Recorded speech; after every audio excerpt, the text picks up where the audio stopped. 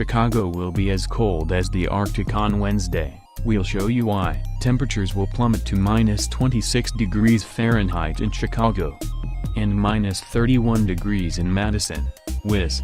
On Wednesday night, the worst cold to grip the upper Midwest in a generation. Parts of Alaska, on the other hand, are unseasonably warm. What is causing such extreme weather across the United States? The polar vortex, an ominous-sounding system of wind and cold air over the North Pole, broke apart this month.